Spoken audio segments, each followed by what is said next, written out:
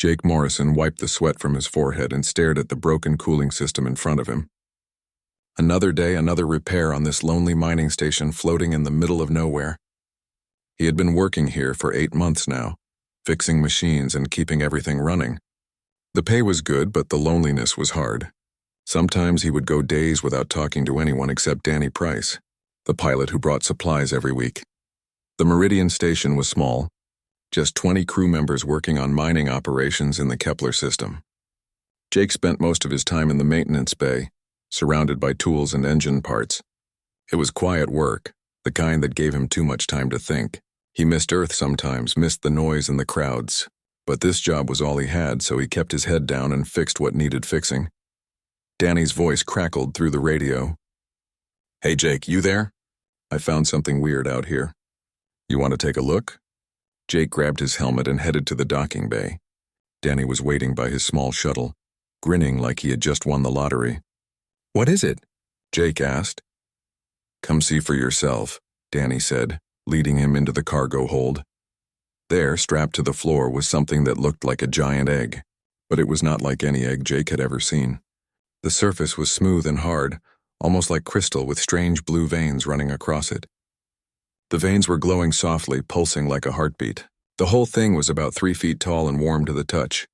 "Where did you find this?" Jake asked, running his hand over the surface. "Wedged between 2 asteroids in Sector 7. I almost missed it.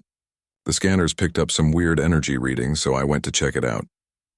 Danny leaned closer, his eyes wide with curiosity. "What do you think it is?" Jake pulled out his scanner and ran it over the egg. The readings were strange. There was definitely something alive inside. Something with a heat signature and energy patterns he had never seen before. "I don't know, but we should probably tell Commander Brooks about this. Or," Danny said slowly, "we could keep it here for a few hours and figure out what it is first. You know how Brooks is. She'll lock it up in the lab and we'll never see it again." Jake knew Danny was right. Helen Brooks ran the station like a military base, all rules and regulations. If they reported this now, it would disappear into the science wing and become someone else's problem. But Jake was curious. He had always been curious even when it got him into trouble. "Okay," Jake said. "We'll keep it here for a bit. But if anything weird happens, we report it immediately." They moved the egg to the maintenance bay, setting it up on a work table surrounded by monitoring equipment. Jake ran every scan he could think of. The creature inside was definitely reptilian, but the energy signatures were completely unknown. It was like nothing in any database he had access to. Whatever this thing was, it was not from any planet humans had discovered. For 2 hours, nothing happened. Jake went back to work on the cooling system, while keeping one eye on the egg. Danny sat nearby, tossing a wrench back and forth between his hands and humming nervously. Then, just as Jake was starting to think nothing would happen, the egg began to crack. The sound was soft at first, like glass breaking under pressure. Then the crack spread rapidly across the surface, the blue veins glowing brighter. Jake and Danny rushed over, watching in amazement as pieces of the shell fell away. What came out was the most incredible thing Jake had ever seen. The creature was small, no bigger than a cat, covered in scales that shifted colors in the light. One moment they were deep purple, the next they were midnight blue. It had 4 legs, a long tail, and 2 small wings folded against its back. The wings looked too small to be useful, like they still needed to grow. But the most striking thing about the creature was its eyes. They were large and golden, glowing with intelligence. The baby dragon, because that was the only word Jake could think of to describe it, stumbled forward on shaky legs. It looked around the maintenance bay, taking everything in. Then its eyes locked onto Jake, and something changed in its expression. The creature made a soft chirping sound and moved toward him. Jake knelt down without thinking, reaching out his hand. The dragon pressed its snout against his palm, and Jake felt warmth spread through his fingers. The creature made a deep rumbling sound, almost like a cat purring, and leaned into his touch. "Jake," Danny whispered from behind him. "I think it thinks you're its parent." Jake tried to pull his hand away, but the dragon followed him, chirping insistently. When Jake stood up, the creature sat at his feet and looked up at him with those big golden eyes. There was trust there, complete and absolute. This tiny creature had just been born, and it had decided that Jake was its family. "What am I supposed to do?" Jake asked, looking at Danny helplessly. Danny was grinning now, clearly enjoying this. Well, looks like you're a dad now, Morrison. Better start thinking of names. Jake picked up the dragon carefully, expecting it to struggle or bite. Instead, it curled against his chest and closed its eyes, making soft, happy sounds. Within seconds, it was asleep, its small body rising and falling with each breath. Jake could feel its heartbeat against his hands, fast and strong. "This is insane," Jake muttered. "We have to tell Brooks now. This thing needs proper care, scientists who know what they're doing." But even as he said it, Jake felt the dragon's grip tighten slightly, like it was holding on to him. He looked down at the sleeping creature and felt something shift in his chest. He had been alone for so long, going through the motions of life without really feeling anything. Now, with this small life depending on him, he felt something he had not felt in years. Purpose. "Let's wait until morning," Jake said quietly. "Let it rest for a few hours. Then we'll figure out what to do." Danny nodded, his expression softening. "You're going to keep it, aren't you?" Jake looked at the dragon in his arms, its scales glowing softly in the dim light of the maintenance bay. "I don't know," he said, "but right now I think it needs me." The dragon shifted in its sleep, making a small, contented sound. Jake sat down in his chair, careful not to disturb it, and wondered what he had just gotten himself into. Outside the station, stars burned in the endless dark of space. Inside, a new life had just begun and nothing would ever be the same. Jake named the dragon Sparky, because every time the little creature got excited, small electrical sparks would jump from its scales. It happened first on the second day, when Jake gave it some protein paste from the food synthesizer. Sparky loved it so much that tiny blue sparks danced across its body, making Danny jump back with a yelp. Commander Helen Brooks found out about Sparky on the third day. She stormed into the maintenance bay with her arms crossed and her face set in a hard expression. Helen was in her 50s, with silver hair pulled back tight and eyes that could cut through steel. She had run this station for 6 years and nothing happened without her knowing about it. "Morrison," she said, her voice cold, "care to explain why there is an unidentified alien life form in my station?" Jake stood up from where he had been working on a generator, with Sparky sitting beside him watching everything he did. The dragon was already bigger after just 3 days, now the size of a large dog. "Commander, I can explain. You better. And it better be good because protocol says any unknown life form should be reported immediately and contained in the science lab." Helen's eyes moved to Sparky, who was watching her carefully. "That thing could be dangerous." "His name is Sparky," Jake said, feeling defensive. "And he's not dangerous. He's just a baby. A baby that generates electrical discharges," Helen pointed out. "What else can it do?" As if responding to the tension in the room, Sparky moved closer to Jake, pressing against his leg. The dragon made a low sound, not threatening but protective. Helen took a step forward and Sparky moved between her and Jake, his scales shifting to a darker blue. "Stand down," Helen ordered. She reached for the stun weapon on her belt. "Wait," Jake said quickly. "He's just protecting me. He thinks I'm his father. If you try to take him, he'll fight and someone will get hurt." Helen stopped, studying the situation. She had been in command long enough to know when to push and when to wait. "Fine, but I want daily reports on that creature's behavior. Any sign of danger, and it goes into containment." "Understood?" Jake nodded, relief flooding through him. "Understood." After Helen left, Danny let out a long breath. That went better than I expected. Over the next 2 weeks, Jake and Sparky became inseparable. The dragon followed him everywhere, watching everything Jake did with those intelligent golden eyes. When Jake worked on repairs, Sparky would sit nearby, his head tilting as he observed each movement.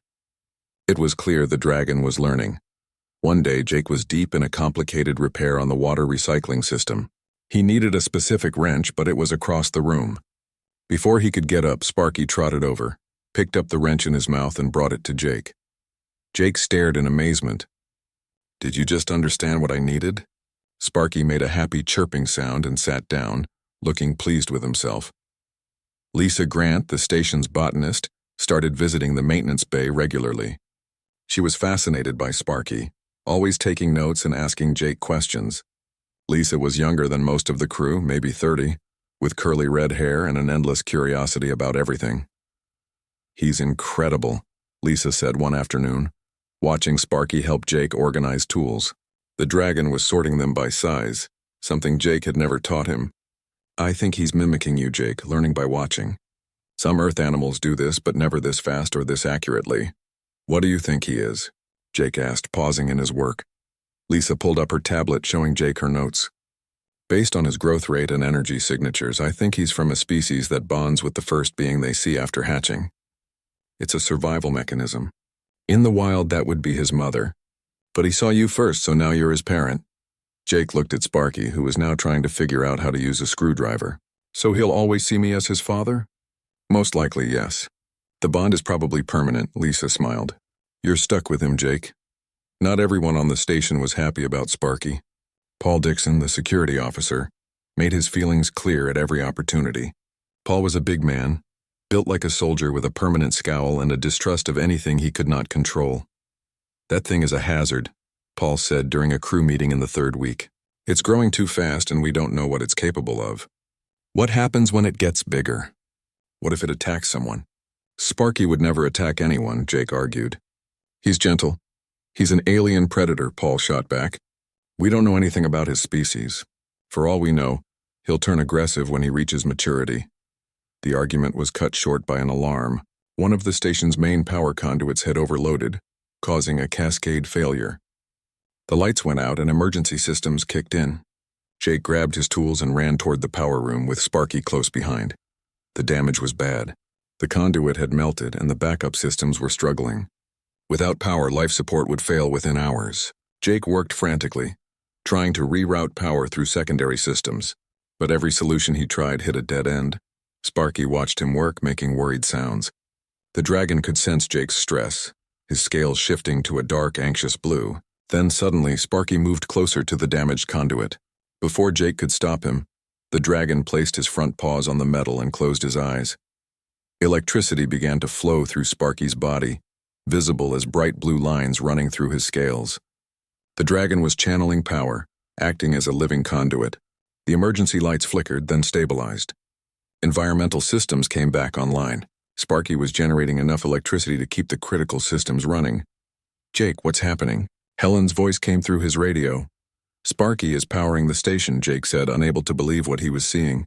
He's acting as a temporary power source. Jake worked faster now, knowing Sparky could not keep this up forever.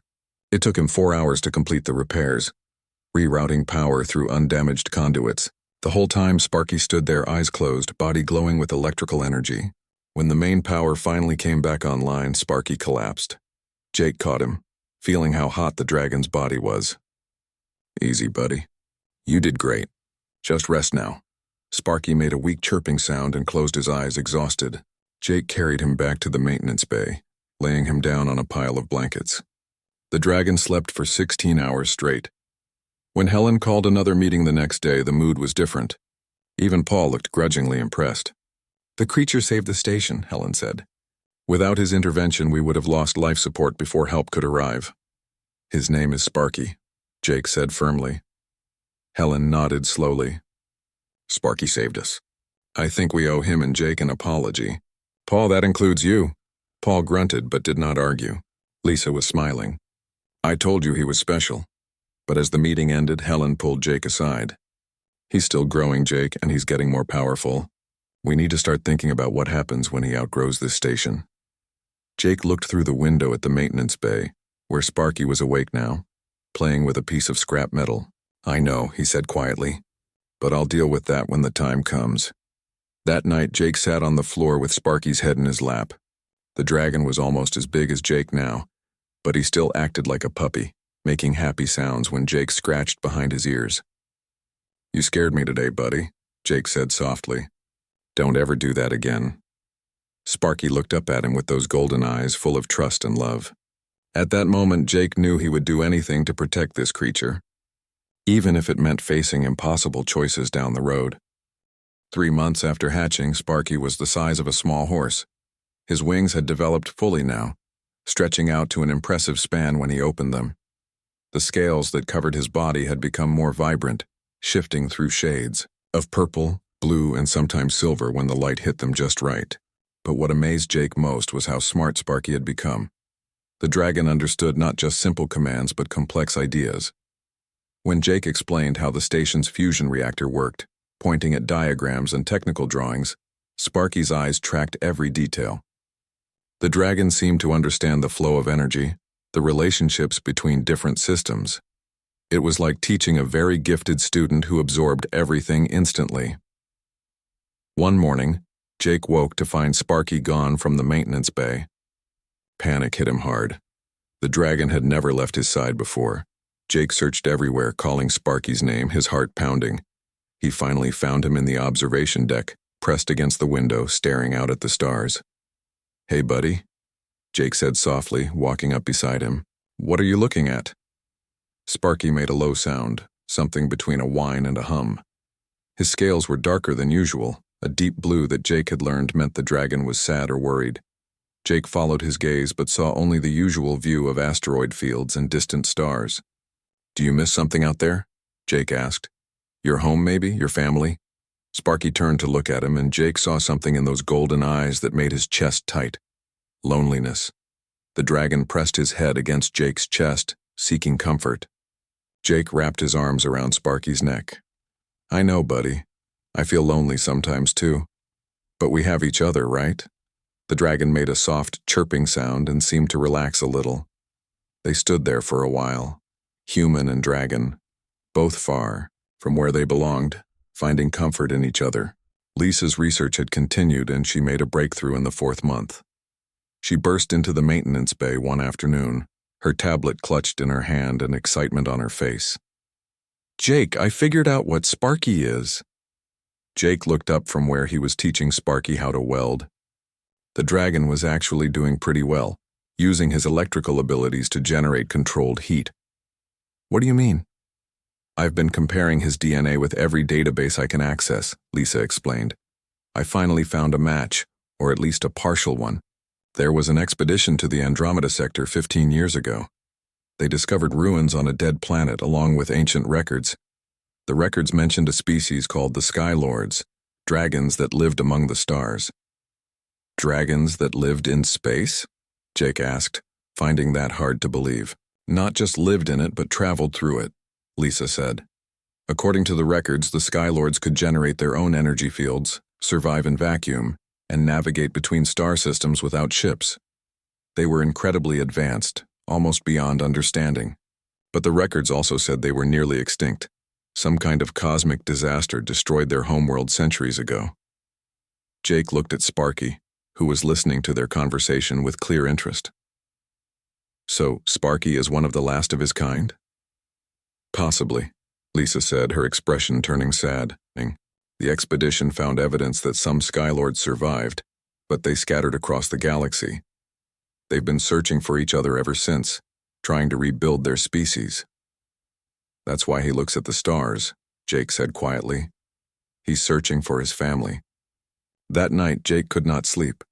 He kept thinking about what Lisa had told him. Sparky was alone, possibly one of the last of an ancient, dying species. The dragon should be out there, searching for others like him, not stuck on a mining station in the middle of nowhere. But every time Jake thought about letting Sparky go, his heart ached. The dragon was not just a pet or a project. Sparky was his son in every way that mattered. The decision was taken out of his hands 2 weeks later. Jake was working on repairs. Outside the station, secured by a safety line when his suit's alarm went off, a large piece of space debris was heading straight for him, moving fast. He tried to pull himself back to the airlock, but he was not going to make it in time. The debris was going to hit him, and at that speed, it would kill him instantly. Then Sparky was there. The dragon had somehow gotten out of the station and was flying through space without any protection. His scales were glowing bright blue, surrounded by a shimmering energy field. Sparky grabbed Jake in his claws and flew, moving faster than anything Jake had ever seen. They cleared the debris field and reached the airlock within seconds. Inside, Jake tore off his helmet, breathing hard. "How did you do that? How did you survive in vacuum?" Sparky shook himself, his scales gradually returning to their normal colors. The dragon looked tired but proud of himself. Lisa's words came back to Jake. The Skylords could survive in space, generate their own energy fields. Sparky had just done exactly that to save him.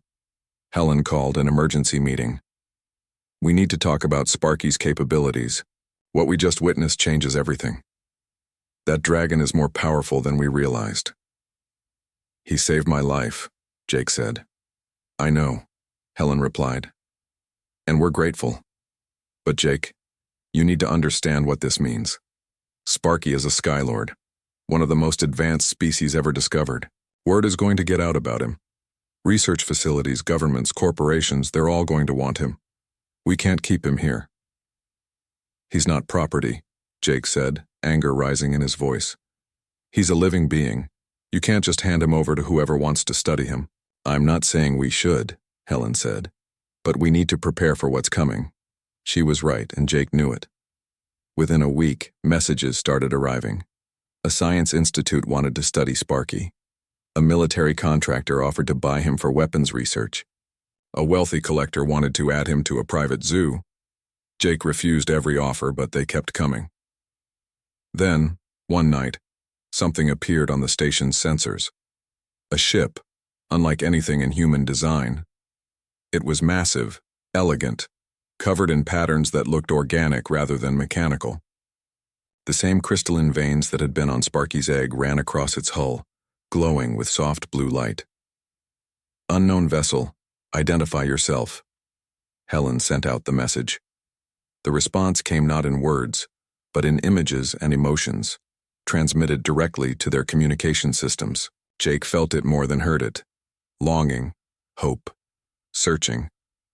The ship was looking for something. No, for someone. Sparky felt it too. The dragon went rigid, his scales blazing with light. He ran to the nearest window and pressed against it, making sounds Jake had never heard before. Complex sounds almost like language. The ship responded with pulses of light. They're talking to each other, Lisa whispered, watching in awe. Danny stood beside Jake, his face pale. That ship is here for Sparky, isn't it? Jake nodded slowly, unable to speak. He had known this moment would come eventually. He just had not expected it to hurt this much. The ship sent another transmission. This time Jake understood it clearly. Images of dragons like Sparky flying together through nebulas and past stars. A sanctuary, a place where the last of the Skylords had gathered to survive. They had tracked Sparky's hatching pod across light years of space. They had come to bring him home. Sparky turned to look at Jake, and in those golden eyes, Jake saw the dragon's conflict. Sparky wanted to go, wanted to be with his own kind, but he did not want to leave Jake. The dragon made a soft, heartbroken sound. I know, buddy, Jake said, his voice breaking. I know.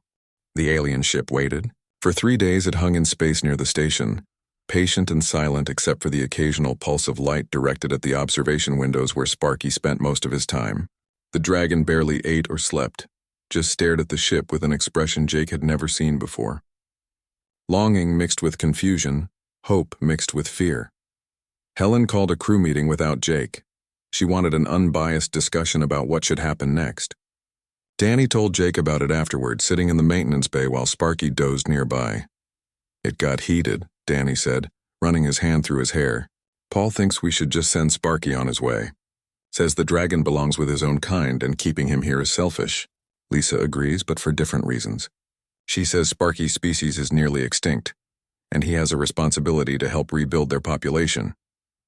What did you say? Jake asked. Danny looked at his friend, his expression sad. I said it should be Sparky's choice, but Helen pointed out that Sparky is still young, maybe too young to make such a big decision. And he's so bonded to you that he might choose to stay even if leaving is better for him. Jake did not respond. He knew Danny was right. Sparky would stay if Jake asked him to, would give up his chance to be with his own kind because of their bond, and that made the decision so much harder. Lisa came to see Jake that evening.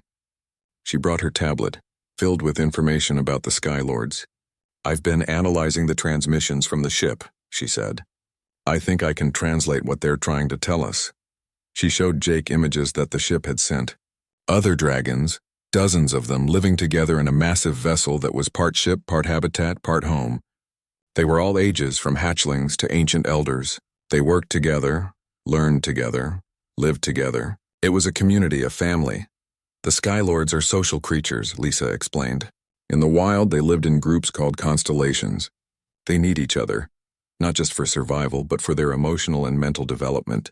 Sparky has been alone his whole life, except for you. He needs to be with his own kind to truly understand what he is. But he's happy here, Jake said, though the words sounded weak even to him. Is he? Lisa asked gently. Or is he just making the best of a situation he doesn't understand? Jake, you love him. I can see that. But love sometimes means letting go. After Lisa left, Jake sat with Sparky in the quiet of the maintenance bay. The dragon's head was in his lap, scales glowing softly in the dim light. I don't know what to do, buddy, Jake whispered. I want you to be happy, but I don't want to lose you. Sparky made a soft sound, not quite a purr, not quite a whine. His tail wrapped around Jake's waist, a gesture of comfort and connection. The next day, Helen made a decision. We're going to let representatives from that ship come aboard. They can meet Sparky in person, show him what life with them would be like. Then we'll see how he reacts.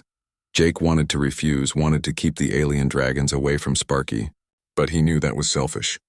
He nodded his agreement. 2 days later, 3 Skylords came to the station. They arrived in a small shuttle that docked smoothly with the station's airlock. When they emerged, everyone stopped to stare. They were magnificent. Each dragon was at least 3 times Sparky's size, their bodies powerful and graceful. Their scales contained entire galaxies of color, shifting and swirling in patterns that hurt to look at directly. One was deep emerald green, another was crimson red, and the third was silver like starlight. Their eyes glowed with ancient intelligence, and they moved with a fluid grace that made them seem like they were swimming through the air rather than walking. Sparky saw them and froze.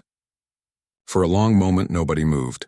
Then the silver dragon approached slowly, making sounds that were complex and musical. Sparky responded hesitantly at first, then with growing confidence. They were speaking, Jake realized, in a language he could not begin to understand. The green dragon turned to Helen and transmitted images again. They wanted to take Sparky to a private room, to talk with him without the humans present. Helen looked at Jake. It's your call. Jake looked at Sparky, who was staring at the 3 adult dragons with an expression of wonder and fear. Okay, Jake said quietly, but I want to know what they say to him. Lisa worked with the communication systems to record the exchange. The dragons took Sparky to one of the conference rooms. Through the window, Jake watched them interact. The 3 adults surrounded Sparky, their scales glowing and pulsing with light. Sparky's scales responded, creating patterns of light that seemed to carry meaning. They're showing him memories, Lisa said, monitoring the energy readings, images and feelings, passing them directly through light and electromagnetic fields. It's beautiful. For 2 hours, the dragons talked. When they finally emerged, Sparky looked different. His scales were brighter, more vibrant, but his eyes were sad. He walked straight to Jake and pressed his head against Jake's chest, making a sound that broke Jake's heart. The silver dragon transmitted one more message. Images of Sparky flying with them through space, learning the ways of the Skylords, growing strong and wise. But also images of Jake alone on the station, continuing his work without his dragon companion. The message was clear. Sparky could come with them, but Jake could not. They're asking him to choose, Danny said quietly, between you and them. Jake knelt down and held Sparky's head in his hands, looking into those golden eyes. Listen to me, buddy. I love you. You're the best thing that ever happened to me. But those dragons out there, they're your family. Your real family. They can teach you things I never could, show you what it means to be a Skylord. If you go with them, I'll understand. I'll miss you every single day, but I'll be happy knowing you're where you belong. Sparky made a distressed sound, his tail thrashing. The dragon looked at Jake, then at the 3 adult Skylords, then back at Jake. His scales were shifting rapidly between colors, blue for sadness, red for distress, purple for confusion. You don't have to decide right now, Jake said, even though every word hurt. Take your time. Think about it. But over the next 3 days, Sparky only got more upset. The dragon stopped eating, stopped sleeping properly. He would stand at the window staring at the alien ship, then turn to look at Jake, his eyes full of confusion and pain. He wanted both, and he could not have both. Jake watched Sparky suffer and made his decision. He found Helen in her office late one night. I need to talk to you about something. Helen looked up from her work, saw his expression, and gestured for him to sit. What is it? The dragons won't take Sparky without his consent, and Sparky won't leave me. He's too bonded, too loyal. He'll stay here and be miserable, always wondering what he missed, always feeling incomplete. Jake took a deep breath. Unless I go with him. Helen stared at him. What? I want to ask the Skylords if they'll take me too. Let me go with Sparky, help raise him as he grows. I could be like an ambassador between our species. Jake knew how crazy it sounded, but he had thought it through. It's the only way Sparky gets what he needs without losing everything. Jake, you're talking about leaving humanity behind. Leaving Earth, your career, your whole life. You might never come back. Helen's voice was serious. Are you really willing to do that? Jake thought about his life on the station. The loneliness, the endless repairs, the feeling of just going through motions without any real purpose. Then he thought about Sparky, about the joy and meaning the dragon had brought him. Yes, he said. I'm willing. Helen studied him for a long moment. I'll contact the Skylords. But Jake, they might say no. They might not want a human among them. I have to try, Jake said. That night, Helen transmitted Jake's request to the alien ship. The response took hours, and Jake barely slept, wondering what they would say. When morning came, Helen called him to the communication room. Her expression was unreadable. They said yes, she told him. The Skylords are willing to accept you as Sparky's guardian and as an ambassador for humanity. But they want you to understand what you're giving up.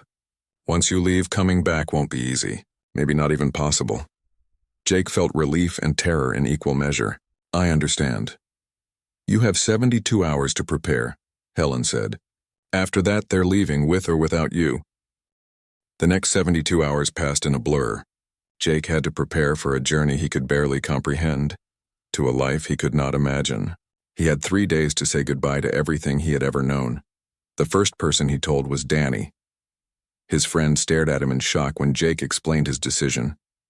They were sitting in the maintenance bay, the place where their friendship had grown over months of working together.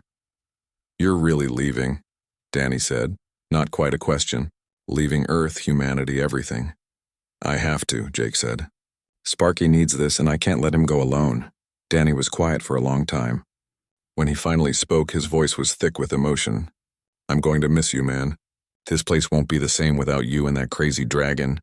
I'll miss you too, Jake said. They hugged, both of them holding on longer than usual, knowing it might be the last time. Lisa came next. She brought a data pad filled with information about the Skylords, everything she had learned. Take this, she said. It might help you understand them better. And Jake, what you're doing is incredible. You're not just saving Sparky. You're building a bridge between two species. That's bigger than anything either of us could do here. Even Paul Dixon came to say goodbye. The big security officer looked uncomfortable, shifting his weight from foot to foot. I was wrong about the dragon, he said gruffly. And I was wrong about you. What you're doing takes guts. Respect, Morrison. Jake shook his hand, surprised by the genuine warmth in Paul's grip. Helen gave him a formal send-off but pulled him aside afterward. I'm putting in my report that you're on a deep space assignment, not that you left humanity.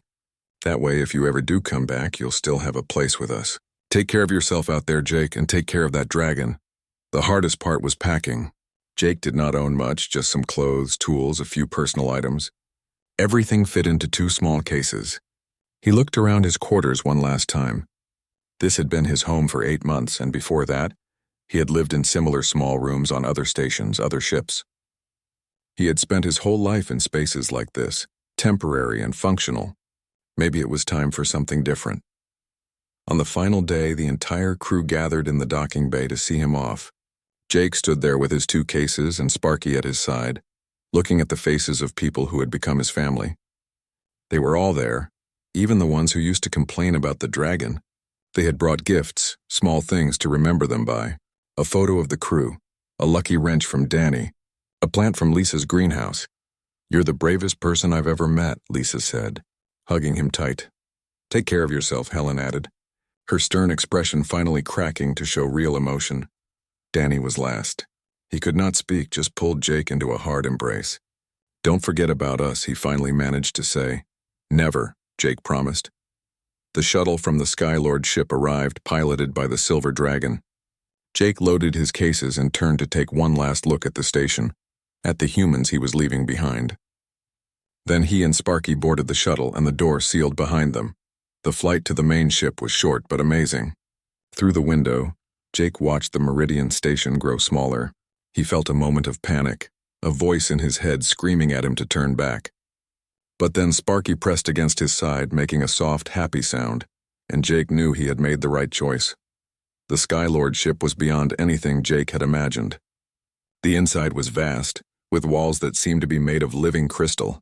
Light flowed through everything, creating patterns that were beautiful and hypnotic. The air was warm and smelled like ozone and something sweet he could not identify. The silver dragon led them through corridors that curved and spiraled in impossible ways. They passed other Skylords, some barely bigger than Sparky, others massive and ancient. All of them stopped to stare at Jake, their eyes glowing with curiosity. He was probably the first human most of them had ever seen.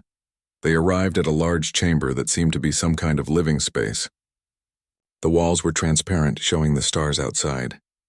There were platforms at different heights, spaces that seemed designed for dragons to rest and work. In one corner was a smaller area with human-sized furniture, clearly set up for Jake. The silver dragon transmitted images. This would be their home. Jake and Sparky would live here together while Sparky learned the ways of the Skylords. Jake would be free to explore the ship, to learn about their culture and technology. In return, he would teach them about humans, help them understand the species that had raised one of their young. "Thank you," Jake said out loud, not sure if the dragon understood. But the Silver Skylord dipped his head in what seemed like acknowledgement, then left them alone. Sparky immediately began exploring, his scales bright with excitement. The dragon flew around the chamber, testing his wings in the spacious environment, making happy sounds. Jake watched him and felt tears sting his eyes. This was what Sparky needed, what he had been missing. Room to fly, others like him, a place where he truly belonged. That first week was overwhelming. Jake met dozens of Skylords, each one different in color and personality. Some were shy, watching him from a distance. Others were curious, coming close to study him with their glowing eyes. A few of the older dragons could transmit complex ideas, teaching Jake about their history and culture. He learned that the Skylords had once had a magnificent civilization spanning multiple star systems. They had built cities in nebulas, had sung to stars and danced in the light of supernovas. But a cosmic disaster, a wave of dark energy that swept through their region of space, had destroyed their homeworld and scattered their population. Only a few thousand survived, fleeing in ships like this one, searching for each other across the vast distances between stars. Sparky thrived. Under the guidance of the older dragons, he learned to control his abilities better. He could fly faster, generate more powerful energy fields, even communicate in the complex light language of the Skylords. But every night he would return to their chamber and curl up next to Jake, making sure his human father was okay. Jake started teaching the Skylords about humanity. He showed them images of Earth, explained human culture and technology, told them stories about history and art. The dragons were fascinated, especially by the concept of families that were not based on biology. The idea that Jake had chosen to be Sparky's father, that love could create bonds as strong as blood, seemed to resonate with them deeply. Months passed, then a year. Jake learned the light language, not perfectly, but enough to have simple conversations with the dragons. He helped Sparky grow from a confused young dragon into a confident member of his species.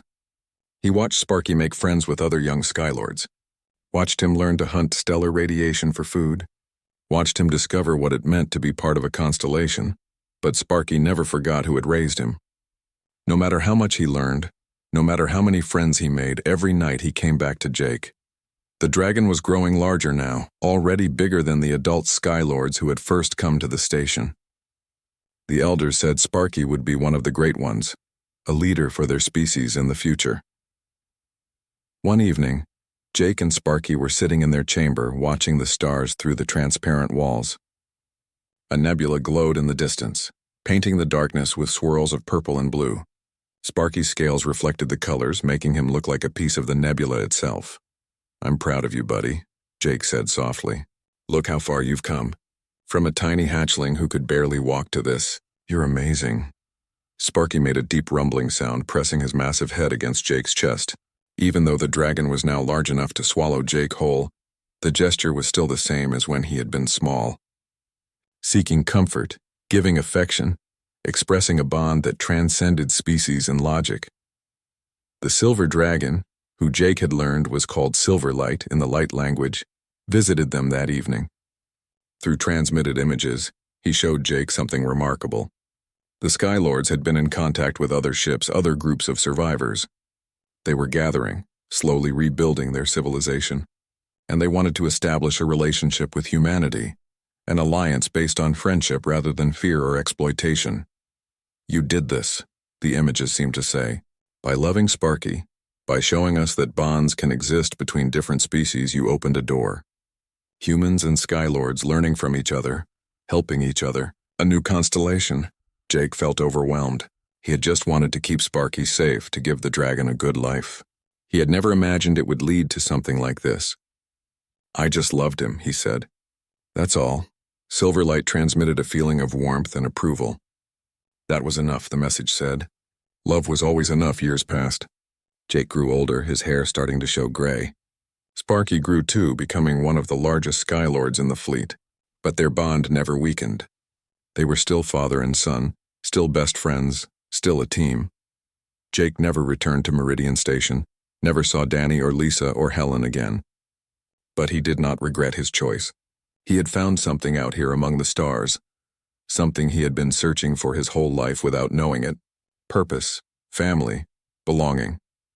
And sometimes late at night when Sparky was sleeping and the ship was quiet, Jake would look out at the endless stars and smile. He had been a